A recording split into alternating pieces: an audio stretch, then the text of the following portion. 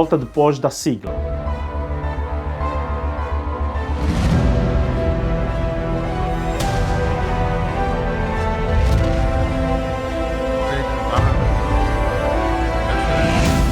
Mr. President, Mr. Secretary General, colleagues,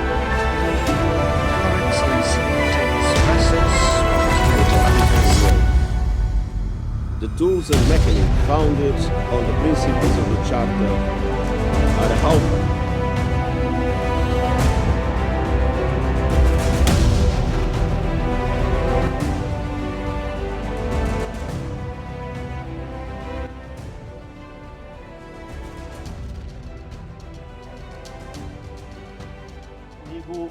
Cá estou de volta para podermos continuar a nossa abordagem. Portanto, está a decorrer em Nova Iorque a 78ª sessão da Assembleia das Nações Unidas, em que os chefes de Estado estão lá reunidos para debater. O nosso presidente angolano proferiu o seu discurso não só em nome de Angola, mas falou no interesse da África, da situação que se vive em África, fez, portanto, algumas denúncias de forma muito sublimal, mas fez estas denúncias dizendo que existe mão invisível que tem estado por detrás da instabilidade política no continente. Este assunto nós iremos desenvolver mais quando falarmos aqui sobre a democracia. Esteja ligado.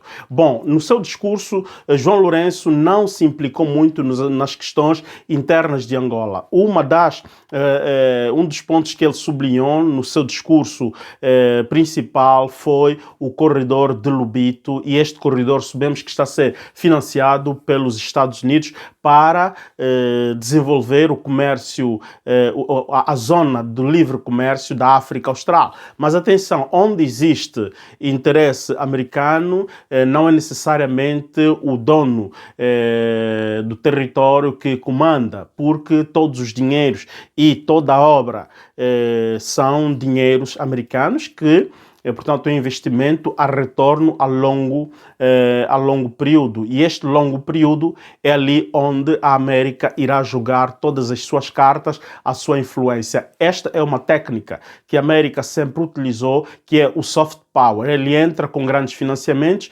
entra com um discurso para que possa desenvolver a vossa economia, desenvolver o bem-estar das populações, oferecer, portanto, trabalho, não é?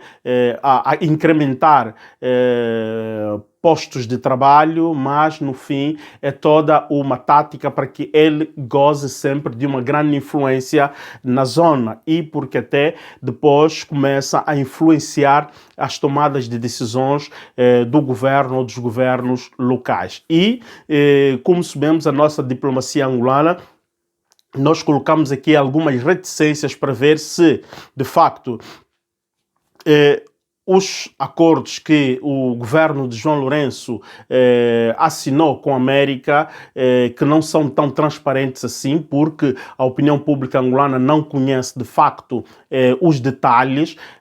Sabemos por simplesmente que existem estas relações bilaterais que se têm estado a reforçar entre Angola e os Estados Unidos. Vimos que depois das eleições, os americanos, tanto faz antes e depois das eleições, houve uma grande incursão da diplomacia americana junto do Palácio Presidencial, a casa número 1 dos angolanos. E atenção, a América é aquela nação que, ao nível mundial, tem estado a pregoar, ou sempre apregoou, a implementação da democracia. E estamos a ver que em Angola existe um grande déficit no que tange à democracia. As eleições não foram livres e justas, os resultados foram proclamados de uma forma duvidosa e os americanos não teceram nenhum verbo. Os americanos ficaram, portanto, com o gimbo bem fechado, preferindo não proferir nenhuma declaração acerca, a não ser, pura e simplesmente felicitaram a vitória de João Lourenço, reconhecendo os resultados finais. Mas atenção, existe sempre um parênteses a abrir, porque antes que os americanos declarassem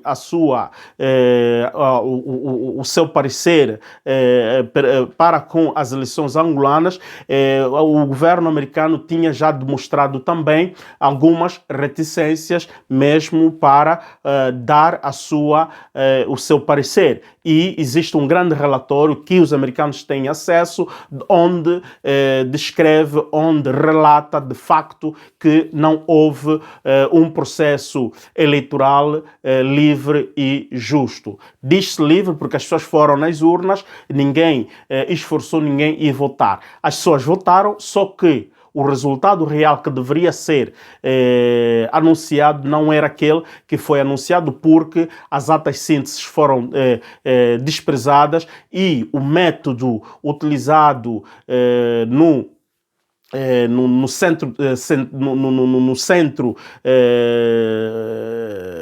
das eleições, melhor dizendo, como é que se diz, no órgão central das eleições, que é no Centro Nacional dos Escrutínios, não correu de forma esperada e houve incidentes. Alguns dos conselheiros, membros do Conselho Eleitoral, foram colocados fora do Conselho Geral antes da decisão final. E isto fica nos arquivos históricos. Um dia, novamente, serão abertas essas cubas e quem sabe se os angolanos que irão se interessar em debater esses assuntos irão, de facto, trazer causas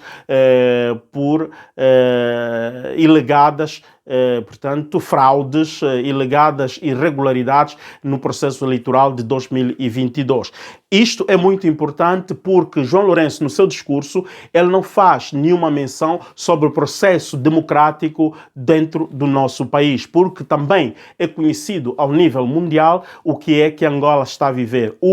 Não existem convulsões sociais assim tão intensas. Houve algum momento e o governo de Angola soube, portanto, arginar a situação, mas a panela ainda está a aquecer, a panela daqui a pouco vai começar a ferver, porque existe muita pobreza em Angola. Estamos a ver famílias e crianças a irem recolher alimentos não adequados ou em locais não adequados. Vimos algumas imagens que iremos passar aqui de crianças a irem buscar numa lagoa, entre parênteses, que é um esgoto geral numa zona da Viana, em que estas águas paradas têm estado a fazer, portanto, procriar peixes, do qual na nossa cultura chamamos o cacuço. E estes cacuços normalmente não são, portanto, para serem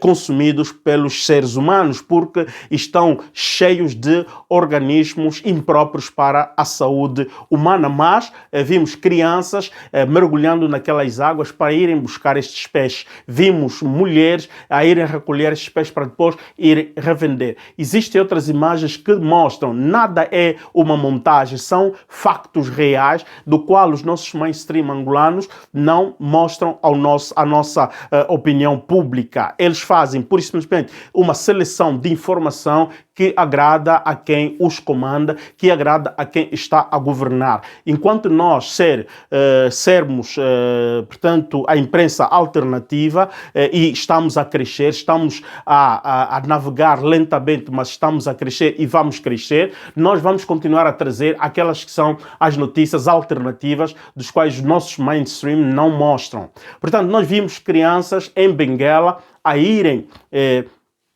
descavar arroz deteriorado para poderem alimentar-se em casa e também para poderem comercializar. Quantas destas realidades no nosso território existem? Aquele foi, por simplesmente, uma das realidades que foram, portanto, aquelas imagens foram captadas por cidadãos comuns ali da zona e viralizaram estas informações. E, por outro lado, existem outras imagens também também noutras paragens de Angola que mostram os mesmos cenários ou cenários semelhantes.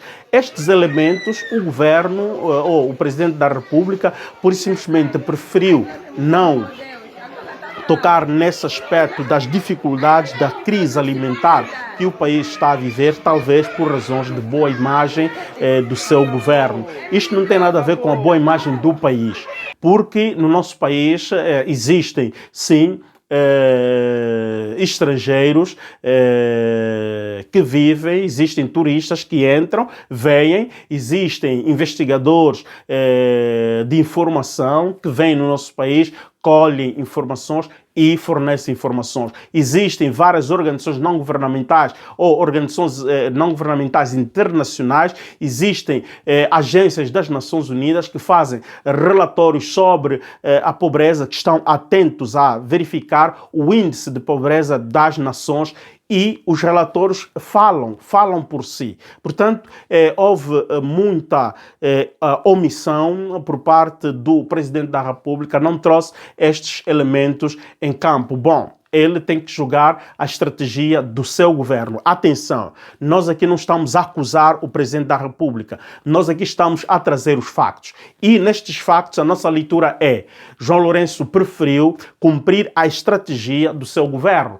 Isto é uma questão política e não é uma questão que possamos querer tratar de ânimo leve. Não. É política. Ele está a fazer política e na sua política esta é a linha que ele escolheu e avançou e está a avançar. É importante também dizer aqui que João Lourenço, em termos de política internacional, ele tem estado a tentar vender bem a sua imagem, porque até certo ponto tem tido várias aceitações em grandes palcos, ele tem estado a falar em grandes palcos, tem estado a ser convidado, tem tido grandes corredores, em várias dimensões, tem estado em contato com várias figuras que hoje no planeta contam. Mas, atenção, não está tão fácil assim. Ele está em contacto, ele está a fazer os corredores, mas não está assim tão fácil. Mas devemos reconhecer que João Lourenço, até certo ponto, ele tem estado a vender um pouquinho bem a sua imagem no exterior. Mas não é esta a percepção que se tem de Angola no exterior.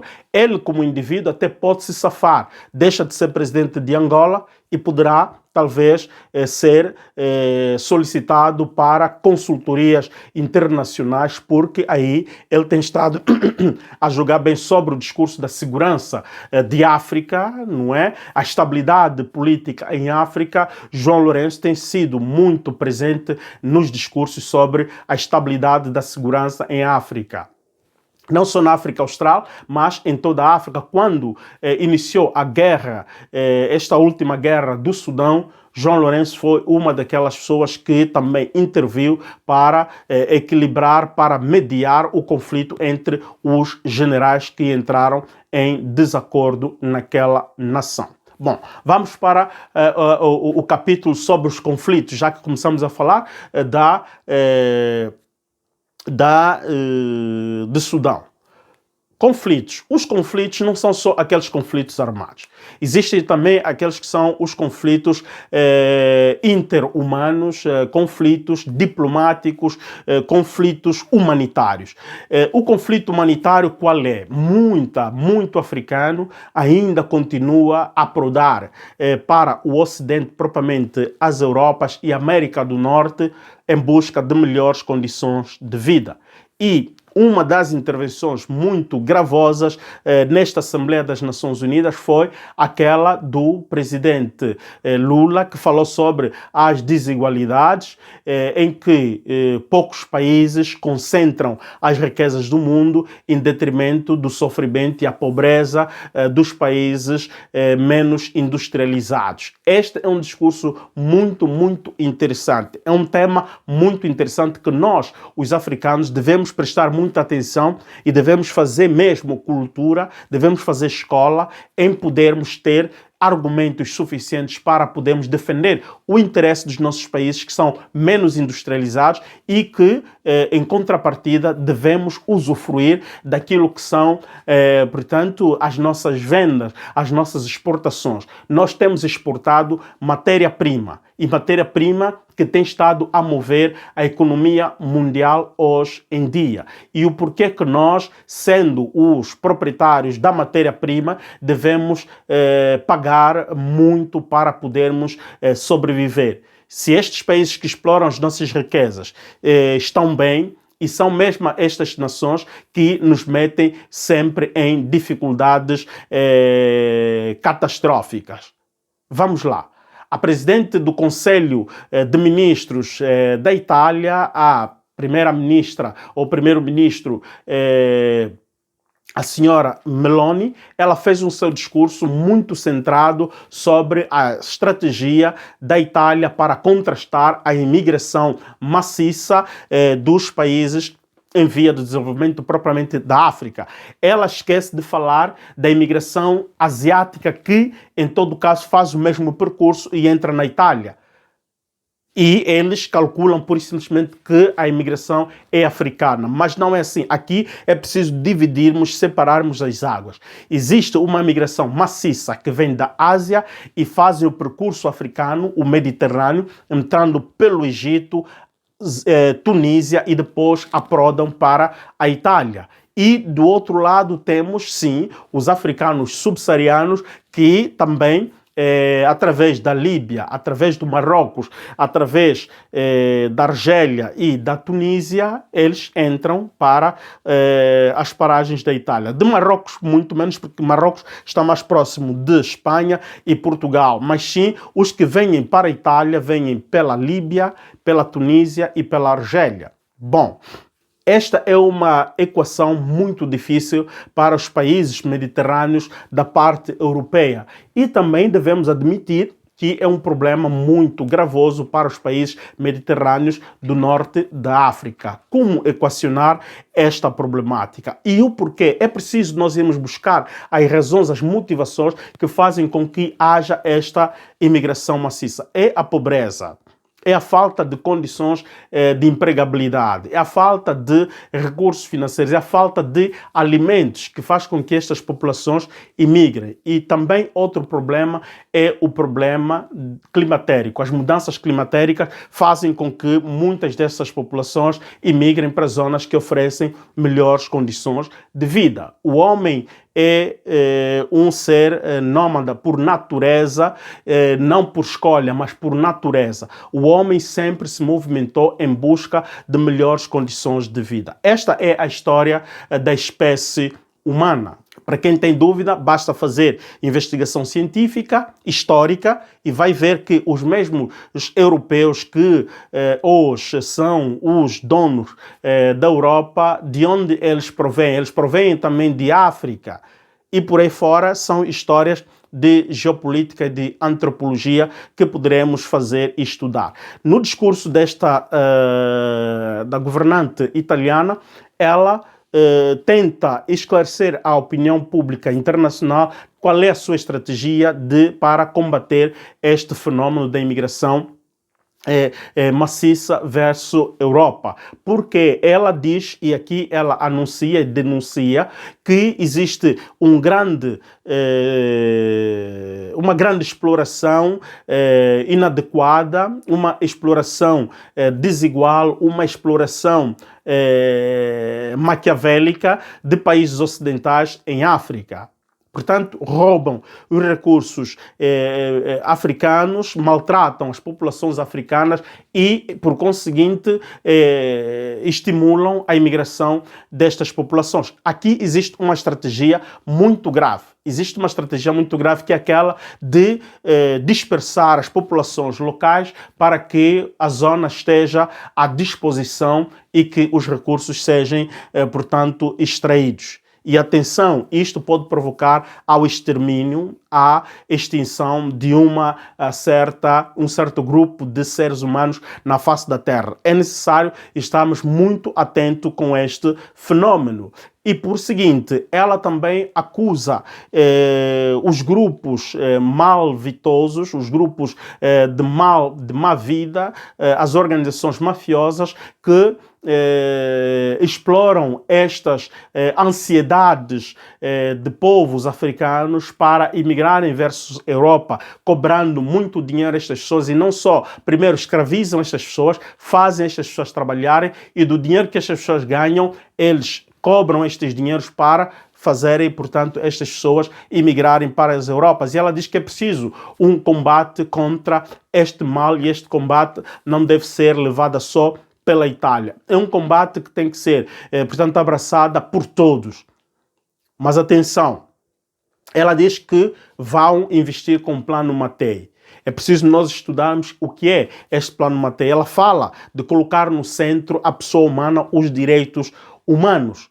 Bom, isto parece-nos uma grande demagogia, porque nós que estamos nestas paragens conhecemos muito bem qual é a estratégia, conhecemos muito bem o que é que anima o governo da senhora Meloni e como ela tem estado a movimentar, por exemplo, tratando com a Tunísia para, portanto, reprimir os imigrantes que estão já no território tunisino em busca de rotas europeias. Outros até estão na Tunísia, por simplesmente para trabalhar mesmo na Tunísia e sustentarem as suas famílias, mas nestes acordos secretos parece que existe uma cláusula em que estimula o governo tunisino para que possa, portanto, repelir estes imigrantes de uma forma drástica. E nós vimos como os militantes do partido no poder na Tunísia têm estado a massacrar os nossos irmãos africanos subsaarianos naquele país. E também apelar aqui à União Africana, que prefere ficar sempre tácito, prefere ficar silencioso, no silêncio, e não diz nada. Não deve continuar assim. Os países africanos, a União Africana, devia sim abrir um grande debate sobre esta temática, que não é de menos. Portanto, trata-se dos nossos filhos, trata-se da nossa população, trata-se da nossa geração, que deve deixar, portanto, outra população africana. Nós não devemos despovoar a África, devemos defender a nossa África. Para defender a África, primeiro, é defendermos o direito à vida humana. Ninguém tem direito de tirar a vida a um cidadão africano. Como nós não temos direitos, os africanos não têm direito de tirar vida a um cidadão de outros continentes. Mas estamos a ver que o ser humano africano ainda é tido como um objeto mal querido, um objeto suscetível a todo maltrato. Até o direito a tirar a vida a estes africanos pode-se tirar e depois não acontece nada. Outro elemento, portanto, demagógico que nós vimos é aquela declaração de que o Conselho de Segurança das Nações Unidas deve criar um grande equilíbrio em que deve haver presença, ou melhor, uma distribuição equa regionalmente. Bom, se o que ela está a falar, ela vai sustentar este discurso, aí ela é bem-vinda. Caso contrário, é uma pura demagogia, porque não acreditamos quem tem já o poder querer partilhar o poder com quem tem sede de adquirir este poder. E vamos ver. Portanto, sobre os conflitos, devemos também falar sobre os conflitos que estão hoje em dia presentes, por exemplo, nas zonas do conflito da Ucrânia e contra a Rússia. É um conflito que João Lourenço também ali rematou muito bem, do qual existem conflitos paragonáveis, existem conflitos comparáveis, comparativamente estão na mesma dimensão, praticamente pelos danos, pelo sofrimento causado na pessoa humana e nas economias. Okay? Temos o conflito do Sudão, que não é um conflito de menos. Temos os massacres que têm estado a acontecer no leste da República Democrática do Congo. Temos o problema gravoso também no norte de Moçambique. E depois temos os grandes conflitos que os países do Sahel têm estado a afrontar contra o terrorismo do Boko Haram e ISIS. Então, são muitos assuntos por se tratar sobre os conflitos armados pelo mundo fora. Só que as televisões, os mainstream, a imprensa internacional, foca mais sobre o conflito da Ucrânia. O porquê? Porque é um conflito que está na Europa. Os europeus, eles não gostam de ter conflitos armados e preferem transferir estes conflitos em outras paragens do mundo, em particular África. É importante nós dizermos aqui de bom alto som que a África não quer mais viver conflitos que não são provocados por nós mesmos. Conflitos que existem em África por procuração, conflitos fabricados pelos países mais industrializados do mundo. E quem são estes países mais industrializados do mundo? Nenhum país africano está no grupo dos países mais industrializados do mundo. Poderia ser a África do Sul, mas a África do Sul é um país que, por cultura, abandonou o interesse em criar conflitos. O porquê? Também aqui devemos lembrar que quando esteve o regime do apartheid, era o regime do apartheid que tinha tendência de expandir a influência militar do poder sul-africano em toda a África Austral. Por quê? Porque quem estava no poder eram os nossos irmãos de pele clara, não é? E pensamos nós, começamos a colocar cada vez mais dúvidas no sistema mental, no sistema cognitivo destes seres humanos. Parece que são pessoas que foram programadas pura e simplesmente para maltratar aqueles que são de pele escura. E aí não existirá nenhuma tranquilidade. Aí eu chamo conflito humanitário, conflito interhumano, não é? Entre os homens existe um conflito de identidade, existe conflito de interesses que levam até a matanças, levam à destruição de economias, levam a asfixiar as economias alheias. O conflito no Sahel, estamos a ver, por exemplo, a França, que não quer abandonar Níger, por mais que a autoridade atual que se impôs naquele país já os pediu para abandonarem o terreno. Em termos de política, ou melhor, em termos de direito internacional, a França deveria, pura e simplesmente, tirar o seu embaixador e os seus militares que estão naquele território. Aquele território não é deles. O senhor que foi deposto já não tem mais governo ativo e não é a França que vai impor, portanto, a vontade do povo nigerino. Imaginemos que o senhor Massoud torne a ser presidente, mas presidente sem população. Bom, que interesse existe? Nós estamos a ver que, na sua maioria, esmagada maioria, não quer a Massoud ou Bazoud no poder. O porquê que a França não tomou a mesma iniciativa em Angola quando a população angolana falou nas urnas e houve brólio? Toda vez que existe falcatruas eleitorais em África, os países ocidentais, a França, a Inglaterra, a Alemanha, Portugal, Itália, não dizem patavina nenhuma. Mas quando começam a ser tocados os interesses desses países europeus, eles querem, portanto, se intrometer. A França não é mais bem-vinda naqueles países africanos. Nós encorajamos a França, pura e simplesmente, a pegar as suas bicuatas e a ir para tornar em França e negociar com quem está neste momento no poder para que voltem, portanto, a jogar os seus interesses com estes grupos. Não é a França que deve dar ordens nos africanos como devem viver, como devem fazer, como as suas instituições devem, portanto, funcionar. Existem debates muito sérios em França, do qual intelectuais franceses não estão de acordo com o posicionamento e a estratégia do presidente Macron. Se ele estivesse nesta fase a concorrer para o segundo mandato, seguramente Macron não iria ganhar as eleições. E este comportamento de Macron pura e simplesmente está a dar vento à popa para a senhora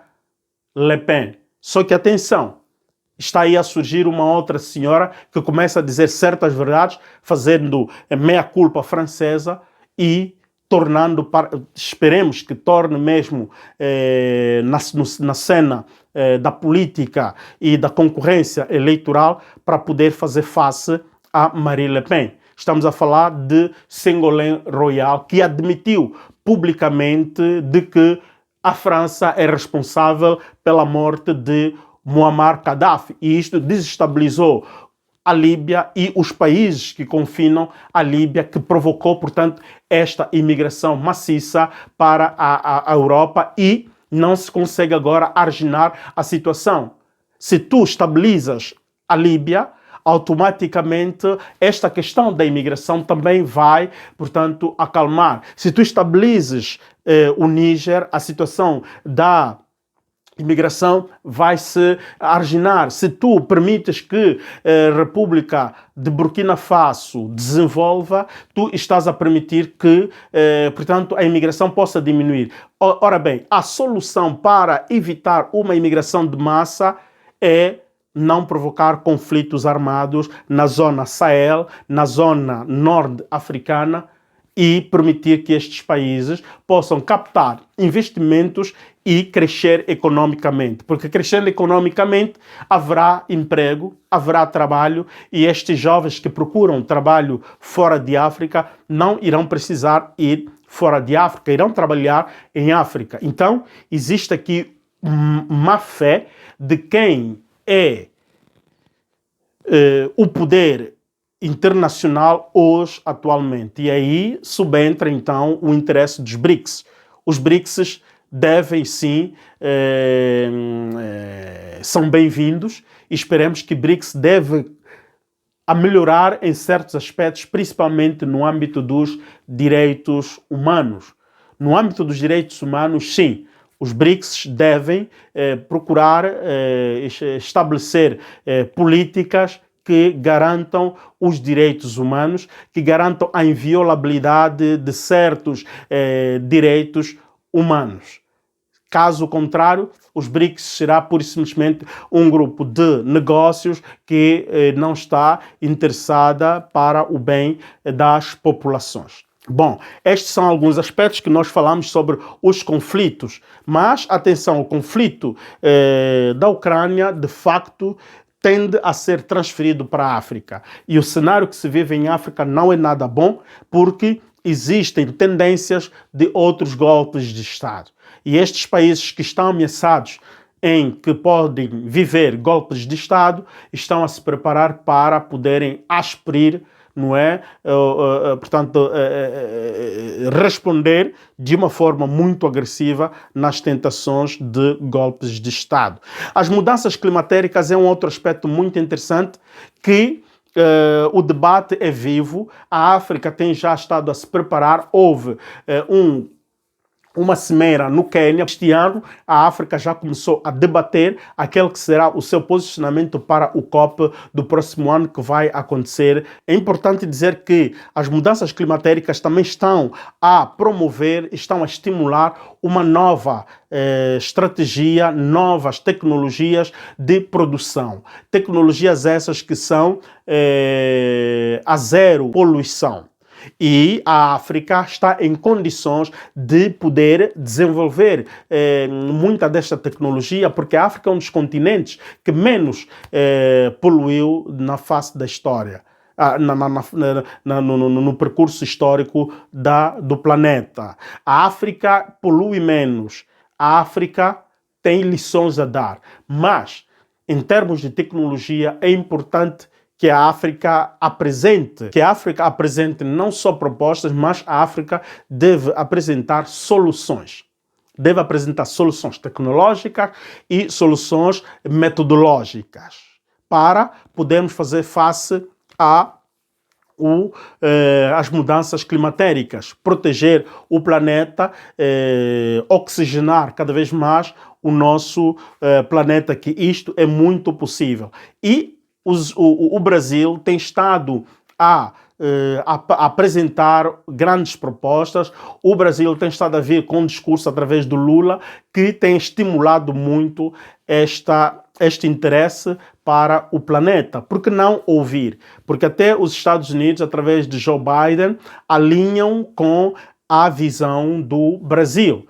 E se os Estados Unidos e o Brasil criem essa aliança forte para avançarem com estas propostas, e nós acreditamos que o resto do mundo iria acompanhar, porque o Brasil iria influenciar muitas das nações africanas e a África, pela tendência como estão a andar as coisas, a África começa a ganhar um certo peso.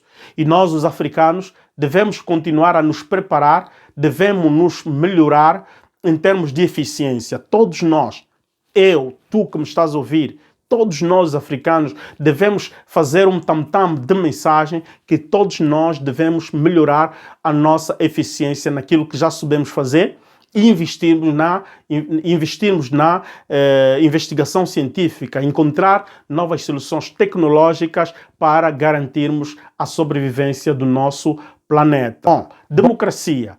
Democracia interna angolana. O presidente angolano, como disse já no início deste vídeo, que o presidente não falou da situação da democracia no nosso país. É preocupante. Em Angola ainda estão a haver grandes atrocidades em termos de liberdade de expressão, liberdade de reunião. Aconteceu em Andulo, a governante, ou melhor, a administradora municipal, quis proibir que uma reunião cívica, uma palestra de transferência de conhecimentos, que esta palestra não tivesse lugar, porque os organizadores pedem espaço acomodantes no centro da cidade de Andulo. A administradora não permitiu. Por quê? Porque são pessoas... é uma organização não afeta ao MPLA, são pessoas que não são militantes do MPLA, então os locais públicos, as salas públicas não devem ser cedidas a estas organizações ou a estas pessoas. Bom, em termos de democracia, em termos de equilíbrio, em termos de transparência, em termos de harmonia, em termos de sinfonia, não funciona, não deve funcionar assim. O posicionamento desta senhora, a posição desta senhora para nós, deve ser tida como um crime. E ela deve ser indiciada. E o seu próprio partido devia sancionar gravemente aquela senhora, porque ela é membro do bureau político, sujou a imagem do seu próprio partido, e o partido não pode bater palmas por aquilo que esta senhora fez. Portanto, manchou o bom andamento da democracia no nosso país, porque nós precisamos de uma saúde democrática a partir da base, a partir das autarquias. Isto reflete que o MPLA não está preparado e não quer, não tem vontade que hajam autarquias. E assim nós perguntamos ao presidente do MPLA o porquê que continuam a vir com um discurso de que falta aquilo. Não falta nada. O que falta é vontade política por parte do MPLA. Porque todos os outros, a opinião pública, os outros partidos querem. Mas é o MPLA que diz que existem ainda problemas técnicos. Quais são estes problemas técnicos? Senhor presidente do MPLA, João Manuel Lourenço, não em qualidade de presidente da República, mas em qualidade do presidente do MPLA, desbloqueia o debate e a solução, a resolução do problema das autarquias. Enquanto chefe de Estado, nós queremos dizer ao presidente da República: Angola é de todos nós. E o senhor, a sua excelência, representa todos nós. O interesse de todos os angolanos estão nas tuas decisões. O angolano votou. Foi alegado que Sua Excelência venceu as eleições de forma democrática. Então, A maioria dos angolanos votaram ao senhor. Agora, as pessoas na rua dizem, pedem, vimos este episódio, Sua Excelência até agora não proferiu nenhuma declaração. Isto é muito grave. Não é porque aconteceu em Andulo, é mesmo em Andulo, porque Andulo é Angola. Aqueles cidadãos que estavam ali correram riscos de irem para a cadeia injustamente, de sofrerem sanções injustamente. E os próprios senhores agentes dos serviços de segurança do Estado, ok, deram cara, foram filmados e estão a ser mal interpretados, mal falados. Por quê? Por causa de uma vontade de alguém que não quis que aquilo acontecesse. E aqueles senhores que são dos serviços de segurança, eles só obedecem ordens. Eles estão a serviço do Estado. Uma figura do Estado orientou, eles têm que, portanto, executar. Até certo ponto, aqueles senhores podem ser, como se diz, podem ser perdoados, mas quem fica mal na fita é a figura líder do partido, é a figura líder máxima do país. Fica mal na história, fica mal, portanto, na carteira. Então, a democracia em Angola ainda tem grandes problemas porque Tanais Neutro volta para a cadeia. Adolfo Campos está novamente na cadeia.